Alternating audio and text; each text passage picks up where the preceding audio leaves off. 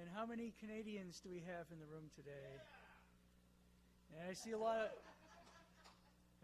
of North Star T-shirts, and I have a North Star T-shirt too. So we're all good here.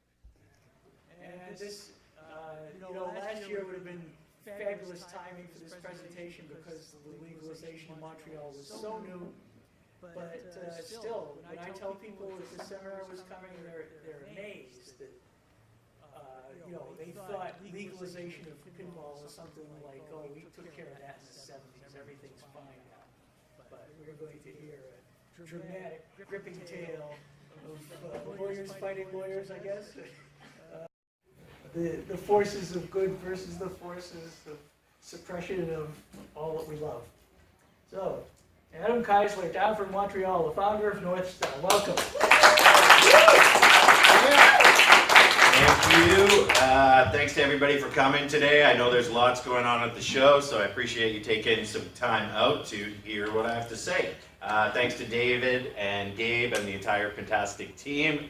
The show is amazing. I was here for the first year, and I haven't been able to make it back since, but I'm happy to be here this year. I'll be doing a question and answer at the end of the presentation. I have some shirts and prizes to give away, so if you have some questions, please feel free to save them till the end, and then you can claim your prizes, and I can answer your questions. All right, so we're going to get started. So, just a short history of my own personal connection to pinball. I first started owning machines in around 2011, 2012. I became addicted to pinball. You buy the first machine and then they can quickly multiply. I think everybody here knows how that goes. I had a friend who's actually in this room right now, Mr. Steve Daniels, at this time, who I met through pinball. And he told me about these things called pinball tournaments, which I didn't know existed or were a thing. And he said, there's this huge tournament in Pittsburgh called Pinburgh. I think you should come, you would have a good time. And I said, I don't know if pinball tournaments are for me. I just like to have a beer and, play with my friends and goof around. I'm not really serious about that kind of stuff. And he said, no, come along. So I went to Pinburgh for the first time in 2013. And I was hooked on competitive pinball after that. So I came back to Montreal and I tried to set up some leagues and get some stuff going on, but there was absolutely no pinball in Montreal. It was basically a wasteland. I created the Montreal Punk Pinball League, which you can see the logo here, after Pinburgh in 2013. And my goal was to grow competitive pinball in Montreal, organize events, and try to get a scene going where I live. So at the same time, a local pinball historian, Robert Baraki, who runs MontrealPinball.com and is a partner at North Star as well, reconnected me with an old mutual friend that I had known from decades ago in the Montreal music scene. So it turns out this old friend, Justin, was also obsessed with pinball. And he turned part of his home into a pinball speakeasy where he would host private events for friends. So this became the original North Star and proof of concept. The parties quickly became legendary, and after my first visit, I brought up the idea of bringing the bar above ground and sharing our pinball collections with the city. I created a business plan, found a location, and started to work on the due diligence to open the real North Star. It was in an early meeting with the city when I had found a location, and I was all ready to go, and I told them what I was going to do, and they said, well, wait a second, you want to have a pinball arcade that's in a bar? You can't do that. And I said, what do you mean I can't do that? That doesn't make any sense. And they told me that there's this old law on the books, and you just can't do this in Montreal. So the clip you're about to see here was filmed at the original North Star location. A group of Montrealers wants to introduce barcades to the city. They want to open a bar in the plateau and fill it with vintage pinball machines.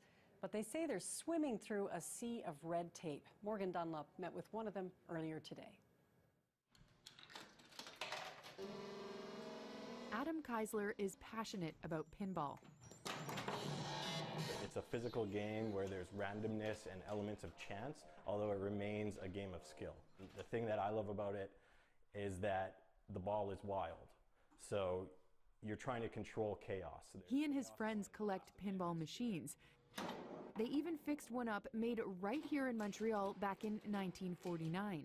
The one surviving brother actually came and autographed the machine that our crew had restored in 2013 and has given us his blessing to carry on the name of his company. Now they want to use the name North Star for a new barcade filled with pinball machines. Other barcades have been opened in recent years, including McFly in Quebec City and dozens in cities across the U.S. But Kiesler says here a bylaw is standing in his way. I've been trying to meet with the mayor, and that's not possible. I was then sent to councilperson Alex Norris for the Plateau Borough, and I've been having a lot of trouble getting him to listen to what I have to say. We managed to reach the Plateau. Christine Gosselin says the bylaw dates back to the 1970s, when arcades could be dangerous places for teens. Where youngsters were recruited for the purposes of juvenile prostitution. So the law dates from that epoch, and obviously it's no longer current. She says the Plateau is considering amending the bylaw, but it could take a while. We're looking at a delay of a year and a half or two to make this type of amendment. She says there may be quicker routes, and Kiesler says he will do whatever it takes so Montrealers can get in on the fun. Morgan Dunlop, CBC News, Montreal.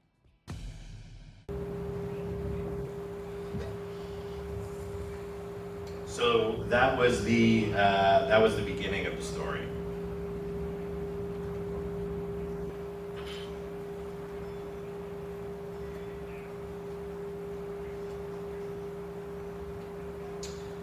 Now, if we rewind 30 years to 1985, this is an article from the Montreal Gazette, and it has this great quote from an amusement firm official who laments that juvenile prostitution, drug dealing, and loan sharking happen everywhere in Montreal, but the blame is always put on the arcades. These ideas can be traced back another 30 years. Here is an article from the Montreal Gazette published in 1953. It states, quote, "The old pool room was once the bane of the worried mother, but something else seems to be taking its place. It is some of the places that may operate as restaurants, tobacco shops, or shoe shine parlors, but which have a low moral health rate. Such businesses are often built, more or less, around the pinball games. Described as the first cousins of the slot machines, pinball machines were seen as corrupting the youth." The article continues, quote, "Still further, youngsters can be so seized by the attraction of the games that they may even be found stealing money to go on playing. As we know, pinball was ruled illegal by the Supreme Court. In Canada, this was in 1955 until it was overturned in January of 1976. In February 5th, 1971, Montreal police warned pinball manufacturers to keep their machines out of Montreal. The article states that Montreal police have destroyed almost $500,000, which today would be the equivalent of over $3 million worth of the, quote, nickel suckers. Again, concern over the health and safety of children is cited. This article states, quote, "Children are so fascinated by these machines that some of them even steal money in their mother's purse to be able to play them. Others steal coins from the neighbors' milk bottles, and many squander their lunch money in them and come home hungry at the end of the day." In September of 1977, with pinball now legal in Canada, the responsibility for policing pinball machines in Montreal shifted from the police to the city with the adoption of bylaw 5156, a zoning bylaw that heavily restricted pinball machines. In a 1985 petition to the Supreme Court of Canada to overturn the bylaw on the grounds of it being illegal, arguing that pinball is now legal in Canada, so it should be in Montreal as well, the judge ruled that, quote, "The purpose of the bylaw is not to prohibit gaming on grounds of public morals and to fill in what we are perceived as gaps in the criminal code but the bylaw in general deals with commerce and zoning and was also adopted for policing purposes to protect youth and prevent delinquency.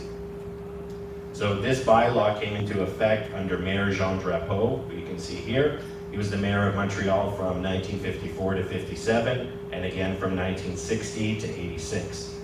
Drapeau was a criminal lawyer before serving as mayor, and during his reign as mayor, he aimed to clean up Montreal, as it was once considered Sin City. It was also interesting to point out the timing of the bylaw around the 1976 Montreal Olympics, when the eyes of the world would be on the city. In this article from August of 1977, Drapeau tries to gain public support of the bylaw by arguing that it is in fact the public who supports this new law, with the only opposition being operators of pinball machines. He states, quote, "The people themselves are very much behind the bylaw. The way pinball operators reacted to the bylaw proves there is a need to restrict access to the games. In other words, the fact that pinball operators were upset about the law proves to the public that pinball operators are profiting off the youth." Pinball machines were not the only thing that Drapeau fought against. Before he was mayor, he had the city ban food trucks in 1947, deeming them unsanitary and undignified. And this law preventing food trucks in Montreal has only been overturned within the last few years. Funnily enough, something else he did was create the first lottery system in Canada. So the pinballs couldn't be there, but we could have a lottery system. This one's really interesting. So this was around the same time. David McKiernan, an addiction research specialist at McGill University in Montreal, claimed that pinball players become hypnotized by the game's flashing lights and repetitive noises. He said the players may fall into a trance-like state and withdraw from reality. He likened this experience to that of compulsive gamblers and heroin addicts.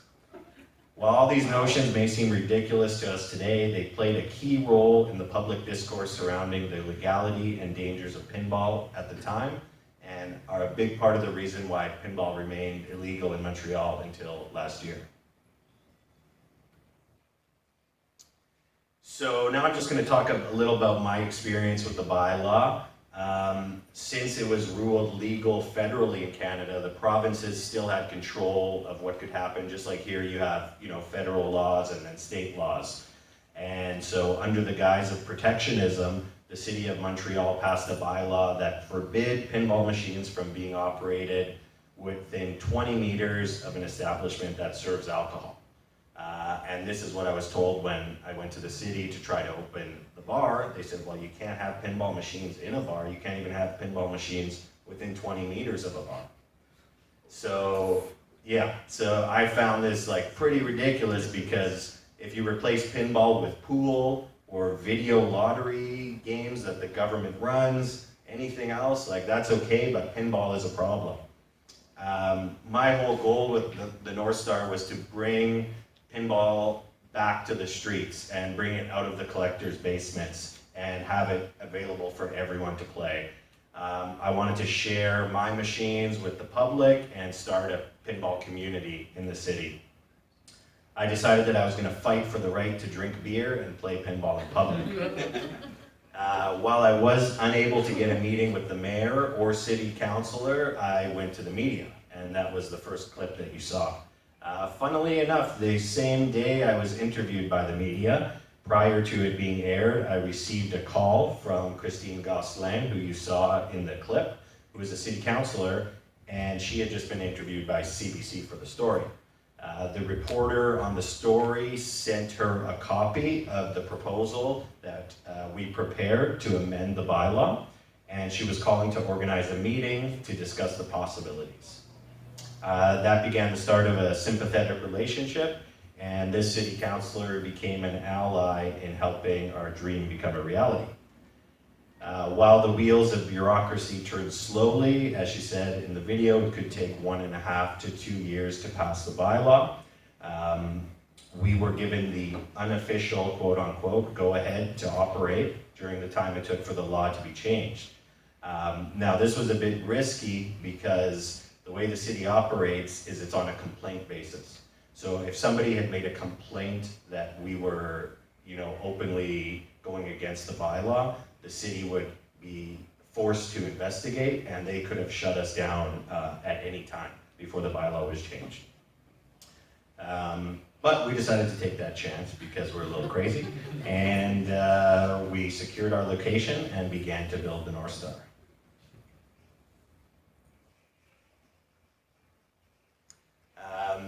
This is a clip from January of 2016, shortly after the bar had become a reality. Montreal now has its first pinball bar, and if you don't think that's a big deal, consider this. Pinball has been banned in bars for decades, and technically still is. Rob Lurie explains. The sounds, the look. Harlem Globetrotters. Yup, pinball is back. When was the last time you played a pinball machine? It was over 100 years ago, I think. It's Back to the Future at the North Star Bar on Saint Laurent, and it's a throwback to a time way before PlayStations and even before Pac-Man. There's a sensory type of interaction with it which you don't get from having a tablet experience of this. While it all seems like good, clean fun, this is a game many politicians have declared war on. Pinball was banned from the early 40s to the mid-70s in cities including New York, LA, and Montreal. Mayor Jean Drapeau's administration would seize pinball machines, believing teenagers would be tempted to steal money to play. And organized crime using arcades to kind of draw people into prostitution or drugs or whatever. And this was like kind of peaked in the late 70s, early 80s, and they shut down all the machines everywhere. That's right, only certain arcades in Montreal can have pinball. Bars aren't supposed to. It's kind of time for this to reemerge in a new and different way. So for more than a year, Justin Evans and his partners have been negotiating with the city to make pinball legal in bars, something he says can help reinvigorate the Maine. Because this is such a great way to hang out and enjoy life, and they're so beautiful, they're incredible cultural objects, they're a blast to play. The city now says those old laws need to change, and they now realize that pinball won't necessarily lead you to a life of crime. And they say they will change the laws to make sure this place can stay open. No, it's a lot of fun. Somewhere in this city, a pinball wizard is smiling. Rob Lurie, CTV News. They gotta get the wizard in somewhere.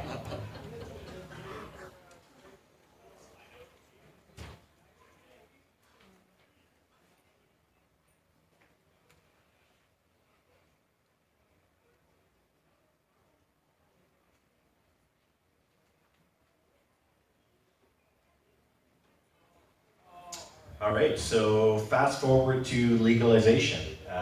We opened on New Year's in 2015, and finally in March of 2017, the bylaw was amended. Pinball machines now fall under the category of recreational games, and their use is permitted in bars and no longer restricted. So that was pretty exciting. You can see me being really happy and giving some thumbs up. And it's a nice little tagline there, from gangsters to hipsters, pinball popular. So that's, you can always count on the media to do a great job. To celebrate, we had a legalization party where we gave away a pinball machine and also brought in a special guest. Mr. Roger Sharp and his wife Ellen. So they celebrated with us. We did a ceremonial passing of the torch. Here you can see me celebrating, dressed up as Roger from the 70s. And he had just passed the torch to me at this time and has given a big thumbs up. So that was super exciting.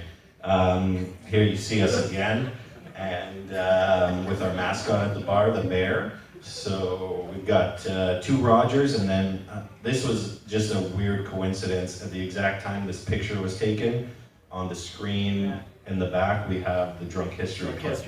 So that was totally coincidental, but I think the pinball gods were smiling on us and decided to make that happen.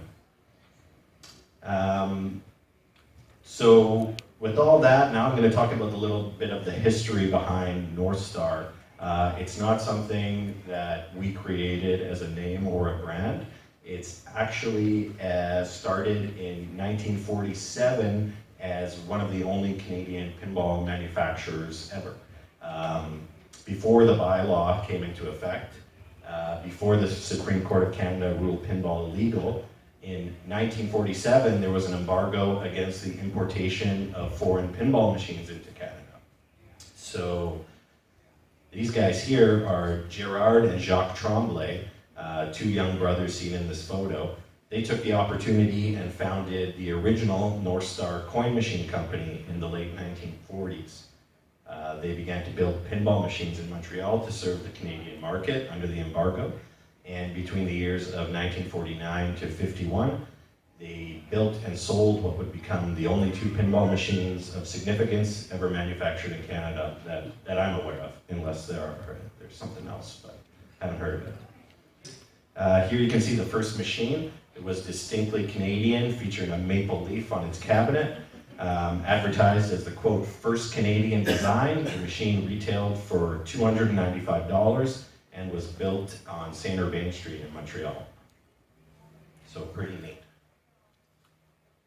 When the embargo was lifted in 1951, the market became flooded with inexpensive machines from across the border, and the brothers were forced to dissolve their company, and by the end of it, they'd only produced around 2,000 machines. You see the back glasses for the two machines they made, Seabreeze and Richelieu. Some photos of the playfields. With the blessing of the one brother who's still alive today, Jacques Tremblay, we're proud to continue the North Star legacy. We adopted the name, logo, and various designs from the company. Here you can see a sign that we have in the bar that we had hand-painted, and it mimics a tag that we found under one of the playfields on the old machines that we have, and those little dots are wiring diagrams.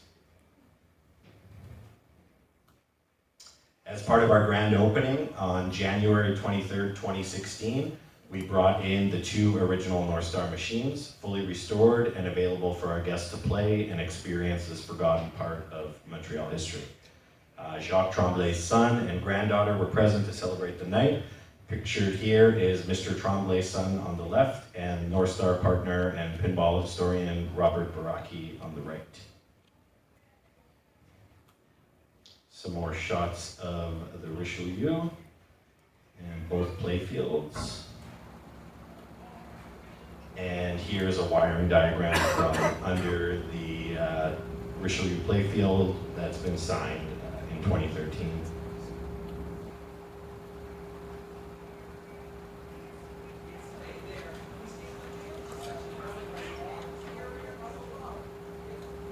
I have no idea how many of these are left that exist in the world, but I'm led to believe they're extremely rare. I know of this one and one other, but I do not think there are a lot of them out there whatsoever.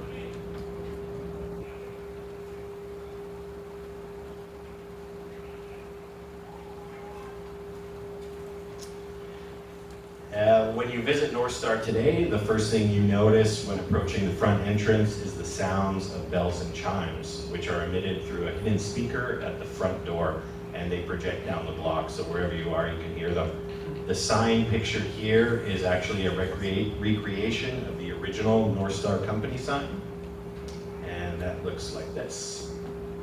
So this is the original sign, which is currently on display at the Museum of Civilization in Quebec City. You'll notice that we had to adapt the coin machine company part to fit the current language laws in Quebec.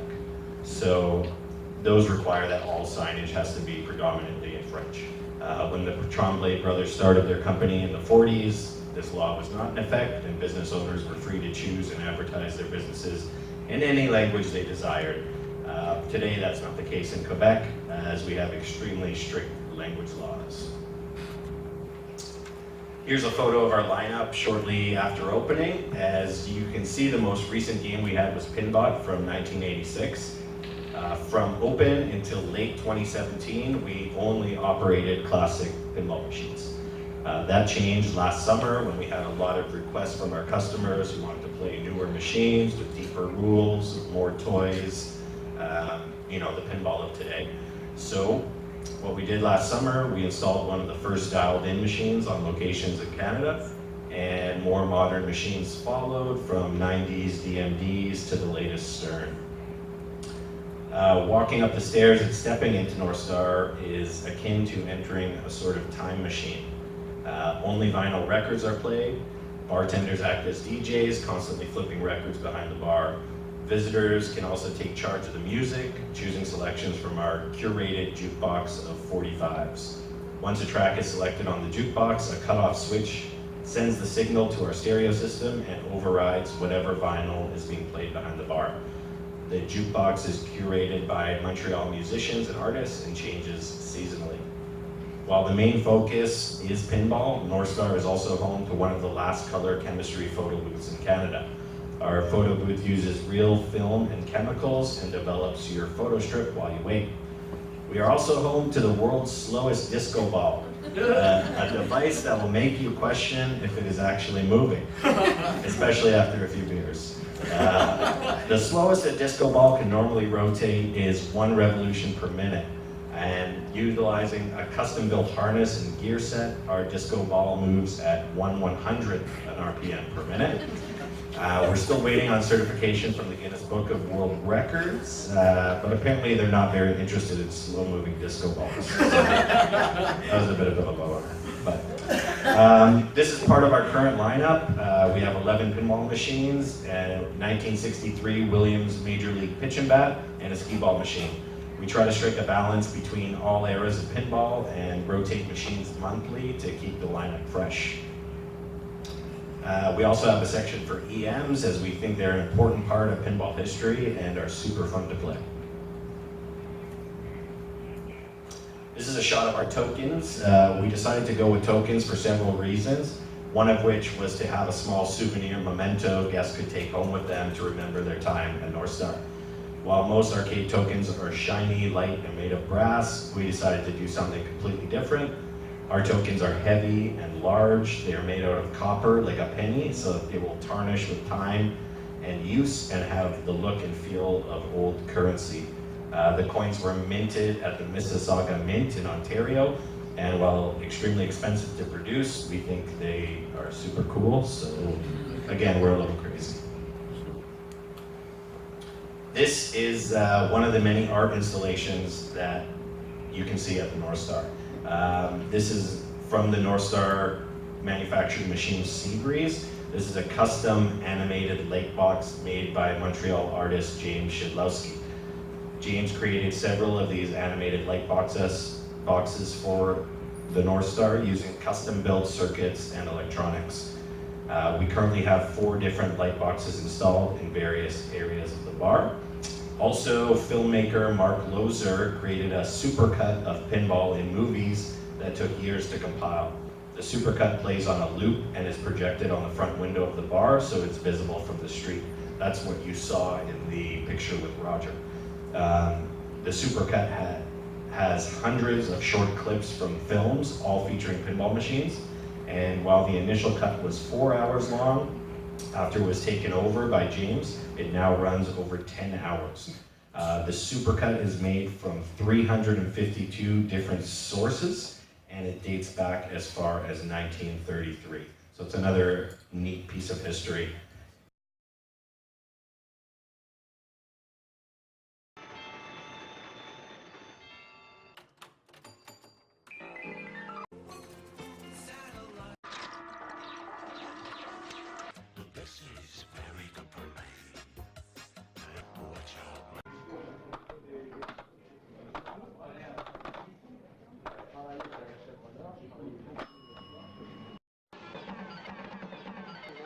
Pinball Symphony.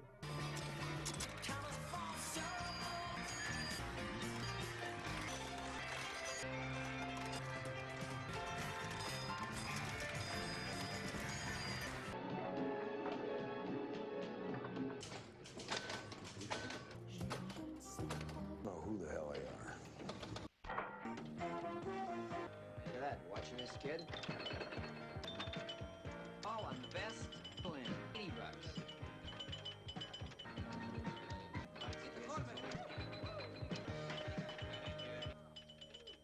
Never met him. It looks as if you're beaten.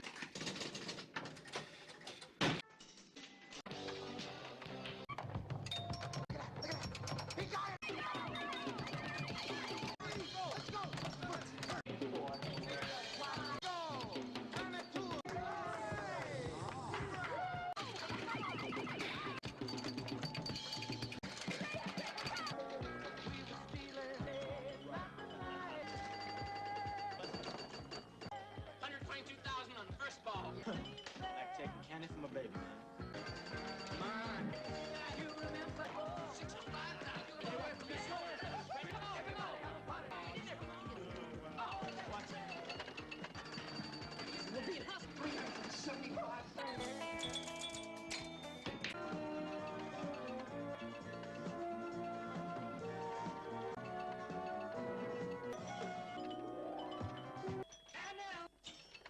Work with it, baby. Cut me some.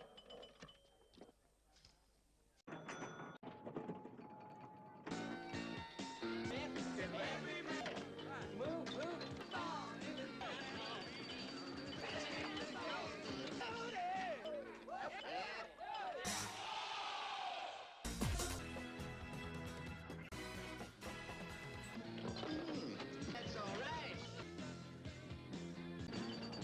You're not shooting, honey.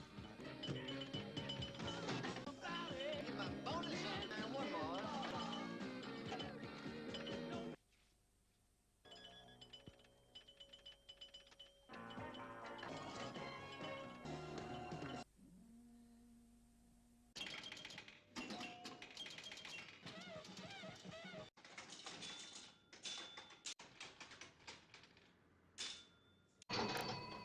Targets. You get this piece going out that lights, and basically the idea is to get the and warm and hot. And each time when you get on hot, you like the top button to give 100 points, which is a high score in the machine of this sort of age. Fun to be in there. Williams. Hitting certain bumpers advances the arrow right or left, which again lights various features on the deck. Now on to Williams 2 play. Now then, watch the flipper work, Charlie. Oh, that was too much. Hold on, someone's gone wrong. Ah, that's it. Oh. Come on, that's it now. Come on, what's wrong with you? That's it, you little ball. Stay on there. Oh, no, that's great.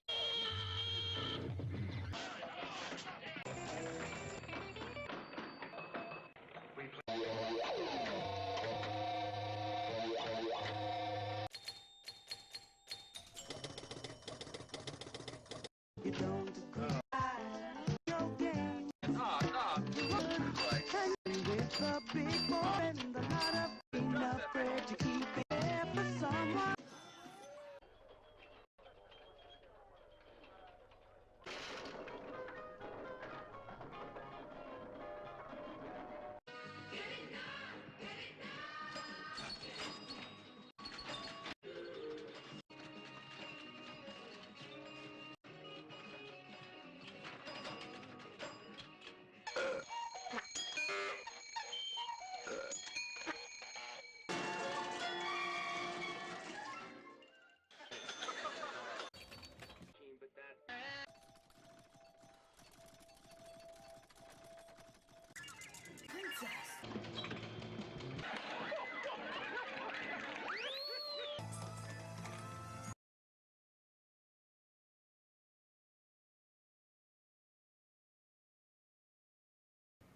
All right, that's good for now, I think. And here is a shot of the original Gottlieb factory on Lake Street in Chicago. You'll notice the giant Gottlieb and Company lettering on the factory sign above the front door. We are huge Gottlieb fans at North Star, and when the factory closed in the early 80s, a friend of ours purchased the original factory sign at auction. We were able to convince him to let us display the one-of-a-kind artifact as the backdrop of our bar. When we opened our doors in 2015, the Gottlieb factory sign found itself on public display for the first time since the factory closed. We're extremely proud to be able to share this amazing artifact with pinball lovers from around the world. As much as we are a bar and a place to play pinball, we are also a sort of playable museum, home to all kinds of pinball history. Here you see the original Gottlieb factory sign, which is the backdrop of our bar. Now, as North Star was trucking along and the law had been changed, we decided that we were going to get into some adventures in operating pinball outside of North Star. So our goal has become to install pinball machines all over the city. Our first crack was a Western bar downtown, where we installed the lineup you see here. Everything was going great. We were a few days away from our official launch party and IFPA tournament when this happened. So here you can see the 5-alarm fire raging. Our machines were in the building being doused with water below the neon lights there. So this was a huge disaster. We'd only had the machines on locations for about 2 weeks. The bar was really happy, people were really happy, it was all going great, and then you get something like this. So what I would like to impart on you guys here, if anybody's thinking of operating pinball machines in places that are yours or are not yours, make sure you have the proper insurance and be prepared for the worst case scenario, because shit happens. Here's a little video I took of walking into the bar post-fire.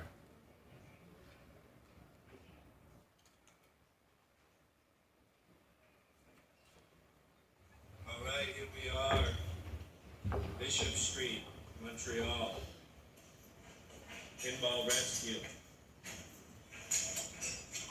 Welcome to my nightmare.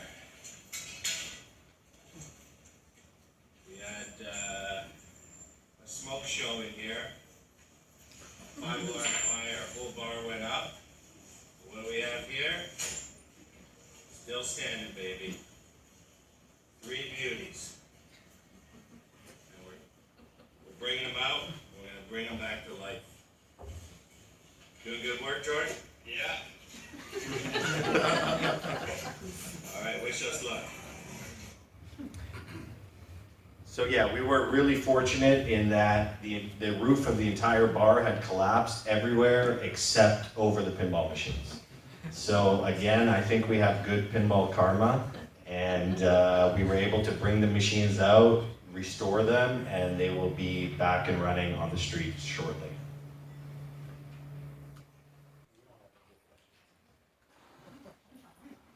All right, back in business here. So now that we have seen the potential horrors of operating, let's have a look at some of the positives. Here's a setup from earlier this month during a street sale in Montreal that we did. St. Laurent Boulevard, the street that North Star is on, was closed to vehicle traffic and became a pedestrian walkway for 10 days. We installed this shipping container and packed it with as many machines as we could fit. The response was amazing, and I learned a really valuable lesson as a pinball operator, and that is, even if people don't know they love pinball, put them in front of a row of machines and magic happens. I believe this setup to be the first of its kind, and hadn't seen it before, and since it was such a success, we will be doing it again several times this summer at outdoor music festivals in Montreal. From the very beginning of this journey, my goal has been to bring pinball to the people and reintroducing the game that I love for future generations to fall in love with. I believe that if we don't preserve the machines and make them available to the public, as well as passing them on to future generations, pinball as we know it will disappear. I feel it is important to do my part to grow pinball culture and exposure, and being able to wake up every day and work in pinball has been a dream come true for me. As you walk down the stairs of North Star and get ready to re-enter the real world, an abstract neon sign reading "Game Over" sends you on your way. And with that, thank you all for coming today. I appreciate that you took the time to hear me. And now I'd like to open up the floor for Q&A. I have a few t-shirts to give away to anyone who asks a question, so now would be the time.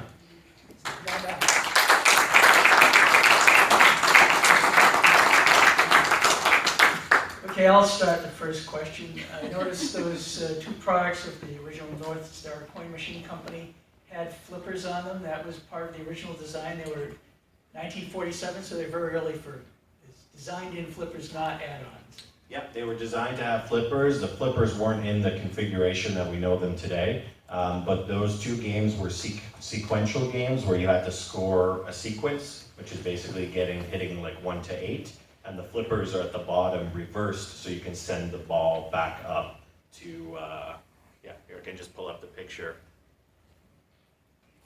Yeah, that'd be a very inspiring picture to leave up on screen. So not the flipper configuration we're used to today, but it was a different time. So, sir, what size shirt would you like? Me.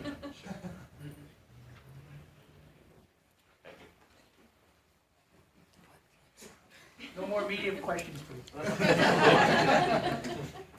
I just want to say thank you very much. This is a really amazing story. Question is, did you speak to Roger Sharp or either of his two sons on how he was able to do this in New York? And were you able to use any of that in your negotiations? So originally, something that's been very successful for me in my life is persistence. And if you want something and you want to make it happen, the way to go about it is continuing to try until it's a success. So what I did with the city was just hound and bother and push and pull, and it got to a certain point where they were like, we got to get this guy off our back, we might as well legalize pinball. So in terms of, I had researched how Roger went about everything, and for me, it was just the notion of, this has already been done. Here's the case studies. Pinball's legal in Toronto, in Vancouver, and all the other major cities in Canada. We're lagging behind. We need to change this. It's a positive thing for the city. It's a positive project. And I basically tried to get the city on my side. And when they weren't on my side, I just continued to bother them until I got the results I wanted. Thank you very much. What size shirt? Do you have any tokens? Tokens? You're gonna have to come to the bar for that. I don't think you have one big enough for me. I got XL. No. All right. What's going on? Hey. Good to see you. You too. I was wondering about, I don't want to butcher the name, Richelieu? How do you say it? Yeah. Yeah, like, how did you find that table and what condition was it in? How much of restoring did you need to do with those? So all of let me pull up the picture here. Yeah, we're from New Hampshire, and we never see any of those. Oh, no, it's hard to find the wood rails. Yeah, definitely. So the on the Richelieu machine that you see here, the cabinet was completely redone from the pictures of the original. Sure.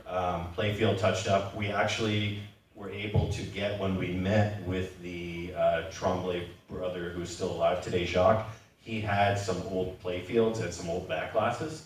So we were actually able to purchase, like you can see it in the background there. So yeah, brand new playfield, brand new back glass. That's incredible. And then, basically what they did was copy Gottlieb at the time. Okay. So they used the Gottlieb design and Gottlieb parts and basically created their own Canadian Gottlieb version. That's awesome. Yeah, so we were able to use, the standard Gottlieb parts. The parts were there. Yeah. That's it. The main thing was repainting and having the cabinets redone, Sure. and then getting the new playfield and new black glass. One more question, Yeah. just about this that you brought up to me. How the heck did you find that guy? I can't imagine him being on Facebook. So this, the guy you see in the picture on the Richelieu machine is one of my partners at the bar, Okay. and he runs MontrealPinball.com, and he's a pinball historian, and he has access to all kinds of things that us mere mortals won't. Also, he's been in the industry for his entire life, basically 30 plus years. So he's got all kinds of crazy stuff. He's also one of the main reasons why we're able to keep our machines running so smoothly. We really pride ourselves on having machines that play exceptionally, as well as cosmetically being really nice, and we can do that because we have a great tech team. That's awesome. Super awesome. What size shirt? Medium. I got large or extra large? I'll do a large then. Any extra large questions in here? Thank you. Thanks. Congratulations on your success, guys. Thanks, man. Thank you. I don't need a shirt, I already have one. Two questions, Adam. First of all, I think you're great for Montreal Pinball. They're lucky to have you. I've been going to your events now for about a year, and every time I show up, there seems to be more people, different people. It's growing. First question is, what are some of your plans to continue this growth and getting the new people in for your events? And two, my question is, why are all the Vermont pinball people here? You guys have a special connection. I think this room would love to hear that story, how two scenes have merged together. Sure. So just to start, basically, I've always been like a grassroots, do-it-yourself type of person. And with opening the bar and building the pinball community, the thing that I have found to be really helpful is just being super inclusive and inviting to everybody. And trying to take, I know sometimes with pinball events and tournaments, there's a bit of a disparity between the people that are there to have fun and be social and the people who are there only to win. So what I try to do is balance and have all these people meeting each other and interacting with each other. And you know, what we're doing with our adventures and operating now with the container that you saw, and us getting out to music festivals, a lot of it is about exposure and putting people in front of pinball machines. And then they realize, oh yeah, I love pinball. I can't believe I forgot how much fun this is. Another big part of it is educational. I have people that come into my bar every day who don't know how to start a game on a pinball machine. You know, and because we have games from all different eras, you know, the button's in a different place on a Gottlieb EM than it is on a 79 Valley, than it is on a more modern machine. So a lot of it is educational and exposure based, and because there had been no pinball in Montreal for decades, we are starting from scratch. So I've been anticipating since we opened in 2015 a slow build, and we've been on that track of a slow build. And like you mentioned, more people coming to events, more people being exposed. My partner Charlotte also runs a women's league to try to get out, you know, people who might not be comfortable in such a competitive environment. So that's been really helpful as well. And as for the second part of your question, Vermont is very close to Montreal, and they have a great community there. So we tend to travel back and forth to each other's events, and we also created a couple of years ago something called the Champlain Cup, which is a Vermont versus Montreal competition that we do annually. So we do a home away series. So we do, you know, an event at their place, and then an event at our place, and then whoever wins the event is the, you know, the champion of that Champlain Cup, and then we continue that on. So basically, it's just about connecting with people who share your passion, who are interested in pinball, who share your goals of growing pinball, and not being shy to reach out to other people.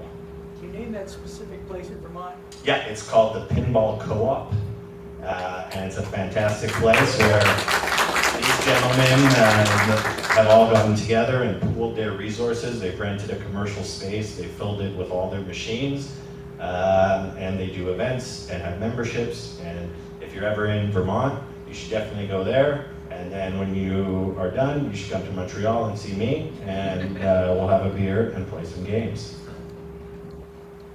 Any other questions? Okay, thank you. All right, thanks guys.